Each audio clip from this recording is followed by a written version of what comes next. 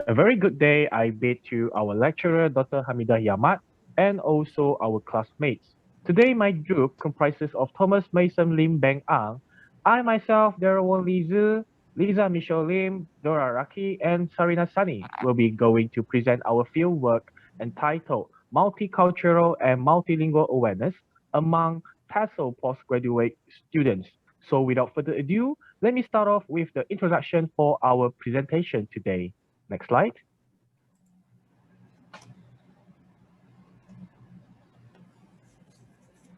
For introduction, we shall see from three aspects, which are the definition of multiculturalism and multilingualism, the current environment of cultural and language diversities in Malaysia, and last but not least, the issues of multicultural and multilingual education in Malaysia. Next slide. Now, what's multiculturalism? Generally, when we put multi and cultural in a separated form, we would definitely understand that the term multiculturalism means variety of culture. Next slide. However, for Chu 2005, he sees multiculturalism very differently in a deeper and more thorough perspective, whereby he defines multiculturalism as the coexistence of diverse cultures, where culture includes racial, religious, or cultural groups and is manifested in customary behaviors, cultural assumptions and values, patterns of thinking and communicative styles. Hence, the important keywords that are built up for multiculturalism based on Chu's definition are racial, religious, cultural groups, values, thinking patterns, and communicative styles. Next slide. On the other hand, what about multilingualism? What's multilingualism? Next slide. Aaron in 2018 sees multilingualism from the dimensions of country or community, general context, and also a particular individual. In terms of community, he defines multilingualism as the presence of a number of languages in one country or community, or even city. In general context, he sees multilingualism as the use of 3 or more languages. And in personnel, he thinks that multilingualism is the ability of an individual to speak several languages. Next slide. Based on the given definitions for both multiculturalism and multilingualism earlier, it is prominent that Malaysia is undeniably a country rich with multiculturalism and multilingualism. But how is the environment of being multicultural and multilingual in Malaysia? Next slide. In general, what foreigners know about Malaysia is that the country has 3 main ethnics, which are Malay, Chinese, and Indian. Hence, it's not bizarre for a Malaysian to speak more than 2 or 3 languages. However, the multiculturalism and multilingualism elements are enriched with the existence of various ethnicities in East Malaysia. In Sarawak, we do not only have Malay and Chinese, but also Iban, Kelabit, Kenyah, Kedayan, Kayan, Bidayo, Lumbawang, Melanau, and Bisaya. Whereas in Sabah, we also have Murut, Dusun, Kadazan Dusun, Sino Kadazan, Lundaya, and Bajau. Perhaps what I've listed here are just a handful of them, but I believe there are more minor ethnics that exist in Malaysia, but we are actually not aware of their existence. Next slide. And when we have so many ethnicities across the land, it is undeniable that there will be cultural crossover, be it cultural assimilation or acculturation in terms of languages and even communicative styles. Therefore, quoted from one of the news written by Faruqi 2020, Malaysia is a land of many tongues. It's normal for a Malaysian to speak more than 3 or 4 languages. Next slide. However, narrowing both of these elements down to the educational scope in Malaysia, will it influence the education system positively or negatively? Next slide. Let us look at the flowchart of education system in Malaysia. In Malaysia, we are all well informed that there are various types of institutions at primary, secondary, and also tertiary level. But this flowchart only allows you to see the general view of the Malaysian education. As we all know, in Malaysia, pupils mostly go for SK, SJK, or even private schools for those who are from good family backgrounds.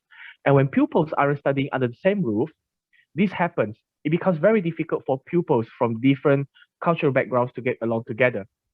In SK, you will see majority Malays and minority Chinese and Indians. On the other hand, in SJK, you will see majority Chinese and Indian, but with very low number of Malays. So at this point, we can only assume there's only a probability of 1/3 that pupils can sense multiculturalism and multilingualism in an environment that has a very unbalanced ratio of ethnicities. This situation actually continues until secondary education, where pupils might choose to go whether SMK, SMJK, or private schools. The probability of getting all students blended together, regardless of races, only increase during the university or college time, which is approximately around 2/3 probability.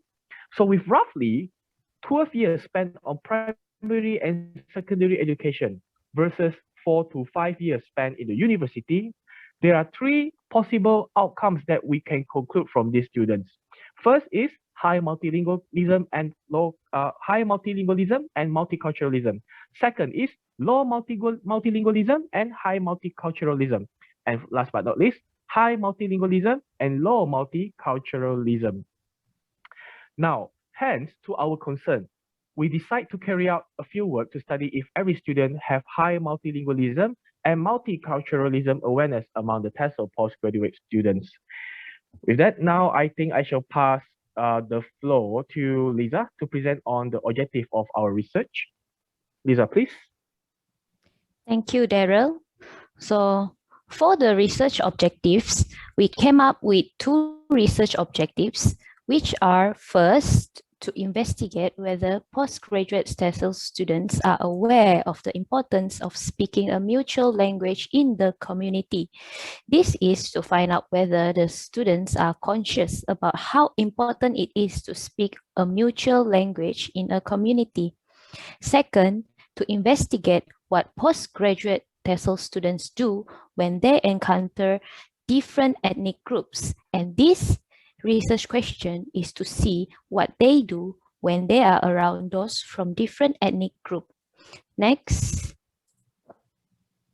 As for the research questions, our group came up with two research questions, which are: one, are postgraduate TESL students aware of the importance of speaking a mutual language in the community? And second, what do postgraduate TESL students do when they encounter different ethnic groups? Next. For our research methodology, it consists of questionnaire, which we use Google Form, and also open-ended question, which are also attached in the same Google Form as the questionnaire. So next. So this is the Google Form that we distributed to our respondents. So it consists of 6 demographic questions and 1 open-ended question. So if you want to know more about our Google Form, you can scan the QR code that we put in the slide. Next.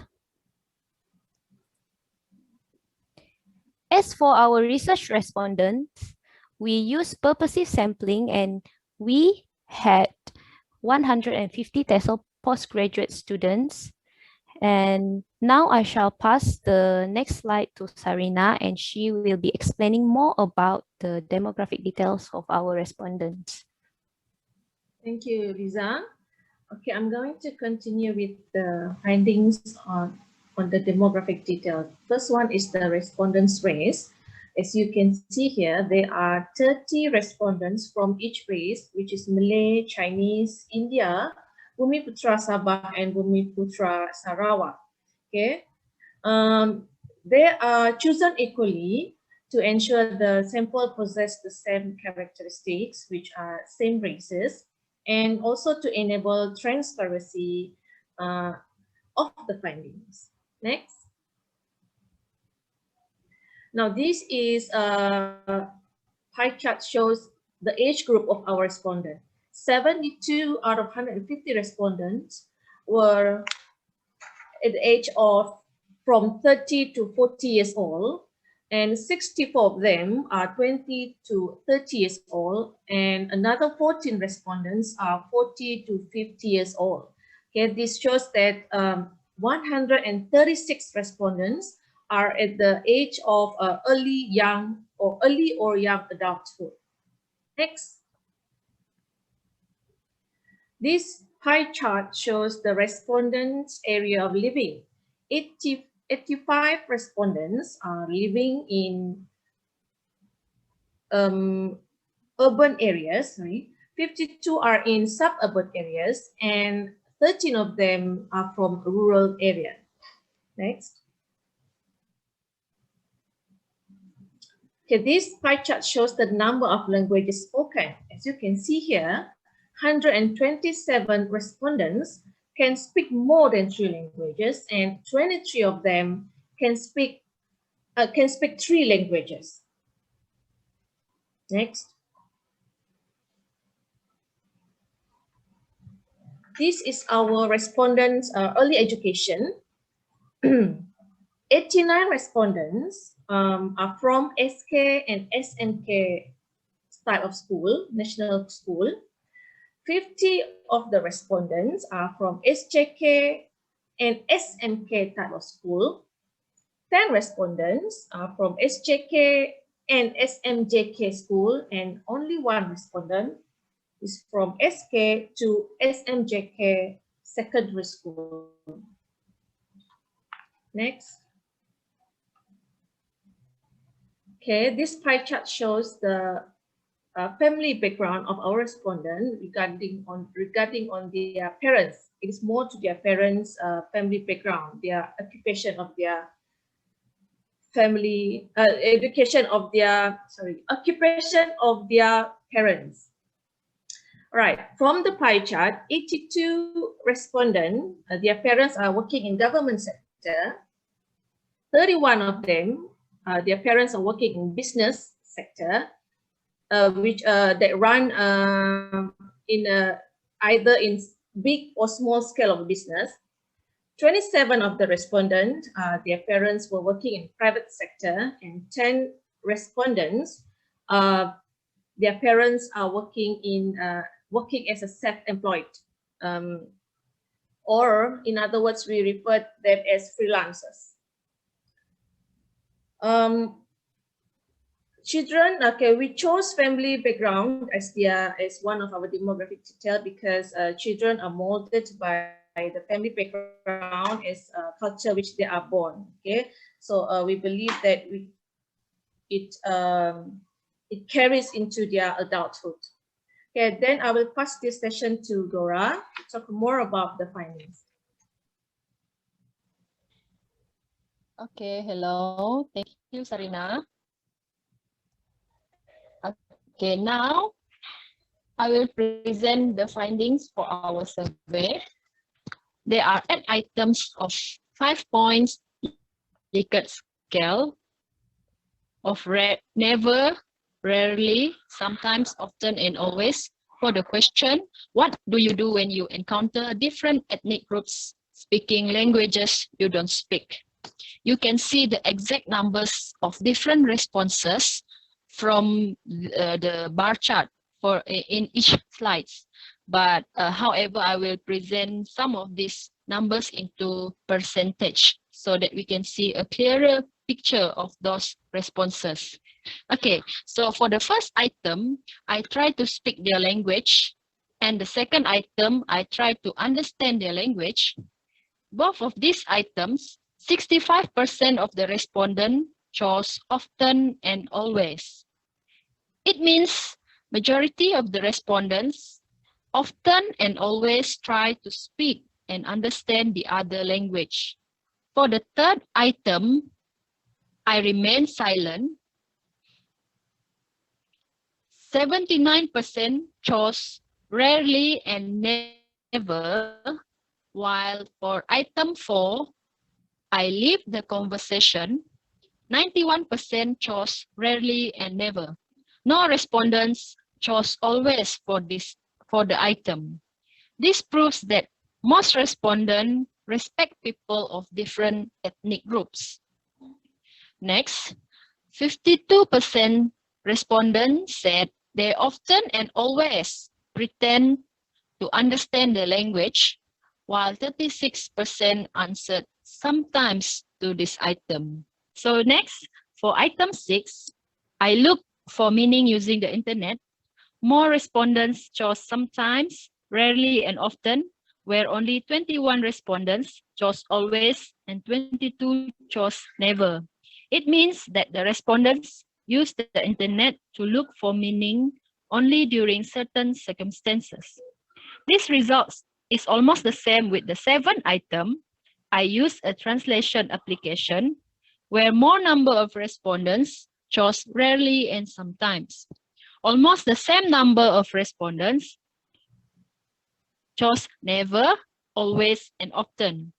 This is mainly because the respondents may use their own methods in finding the meaning of words besides using a translation application. Finally, for item 8, I request the other speaker to switch the language. 65% chose rarely and never. Most respondents rarely and never request the other speaker to switch the language because they are trying to understand the language. So from all of these findings, it showed that most respondents are aware of the multicultural and multilingual situation around them and showing their best behavior and acceptance to it.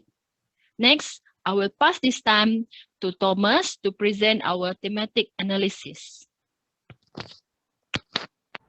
Moving on to the next section of our findings, we will be looking at the responses which we have gathered from the open-ended question. And this will be looked into under the thematic analysis which we have conducted. We only included one question in our open-ended questionnaire, which was, what do you do when you meet peers from multilingual and multicultural backgrounds? The reason why we decided to only include one open-ended question was to provide ourselves with the flexibility in interpreting the obtained data. And it allows us to approach the data in a more easier method by sorting them into broad themes. And the themes that we have already selected and employed in this thematic analysis are high multicultural awareness and high multilingual awareness. As we have 150 respondents, it was not possible for us to include all of the responses, and therefore we have already selected a few responses which would represent all of the responses as a whole. And these are the responses, as you can see on the screen right now, under the theme of high multicultural awareness. There are responses like, I try to mingle with them, I will ask them about their culture, I show respect for their cultural practices, and also I will show interest in their cultures, celebrations, and beliefs. And from this, it is safe to say or to conclude that the research participants, specifically these 150 TESL postgraduate students, they are aware that there are other cultures living around them. And being in Malaysia, where there are many cultures with different beliefs, it just proves that through this research, it is that they are aware of that and they are trying their best to create a comfortable situation for everyone, while at the same time they're making sure that no one gets offended by any action that they do. For instance, when they meet a group of peers who are of another culture, they do not just leave the group, and they do not try to disappear into the background. By doing so, the group of peers they have might feel offended. They might be wondering, why would someone just disappear out of nowhere? So and they might, this would actually lead to poor multicultural awareness. However, in this research, that's not the case. Among these research participants, they show high multicultural awareness. And meanwhile, under the theme of multilingual awareness, The respondents' responses included things like, I will make sense of the words, of the sound of the words they say. They'll ask for the meaning of the words they don't understand. They make an effort to pick up the language, and also I use English to communicate with them. I will speak a language that everyone understands. You know, these are the things that show us that in speaking a language or many languages, one should understand that not everyone speaks the same language as we do. You know, therefore, through this question, it is possible for us to conclude that the research participants, the research samples, they are aware of other languages being spoken around them. And to create a peaceful community, these 150 TESL postgraduate students are willing to try to understand the meaning of words in another language to keep the conversation going. You know, being aware of the multilingual society also means that these students, they are showing good effort in understanding other languages so that they can communicate better with their friends. Ladies and gentlemen, when we have collected the data and after we have analyzed it, we discovered that there were limitations which we have unconsciously faced during this study, which was mainly that the respondents were limited to give more feedbacks on multicultural practices based on the items in the research instrument. You know, the research instrument, it did not provide the leverage for the respondents to give more varied feedback, which would further strengthen and answer the questions of this study. And, you know, should there be an opportunity in the future, it will be better for us if we can conduct this study through interviews, face-to-face interviews, in fact, because we can get more natural responses and instant feedbacks. Aside from that, we can also prompt more questions so that we are able to understand more about this topic which we are investigating. But, you know, however, due to the current situation where there are lockdowns and restricted movements everywhere, we were not able to do that. And yeah, unfortunately, this was a limitation and we could only use our questionnaire. Yeah. And nevertheless, as a conclusion, based on the findings from the survey questionnaire, it is safe to say that there is a high level of multicultural and multilingual awareness among the 150 TESL postgraduate students. This proves that in Malaysia, the education system has successfully implemented various multicultural and multilingual curriculums, which have led the citizens of the country to be aware of the multicultural and multilingual community surrounding us. For example, the course GGGE 6223, Multicultural and Multilingual Education, which we are currently in, it is a prominent platform, and I bet everyone would agree that this course has opened our eyes to realize that it is important to have awareness of other cultures and other languages in the country. So what we believe that is left to do now is to just add on to provide betterment to this already perfect platform which we are having today. Yeah, because it's already good. You just need to be, you know, more creative. Yeah. And for future research, here are a couple of suggestions which can be taken into consideration by future researchers. We were thinking that it would be interesting to conduct this particular study to look into the same constructs again. However, we would like to look at it from different age groups. As we are now focusing on TESL postgraduate students, it would be interesting to look into students from primary school or secondary school to see the differences between these different age groups. And another suggestion from us would be to conduct the research on students from other courses. We are focusing on TESL here, yeah? But it would be fun to look at the responses from maybe mathematics students or not from language courses in universities. The results will most probably be different. They will show a different pattern, but yeah, it will be interesting to see the differences. And ladies and gentlemen, to end our presentation today, we would like to thank you for your kind attention, and do have a blissful day ahead. Thank you.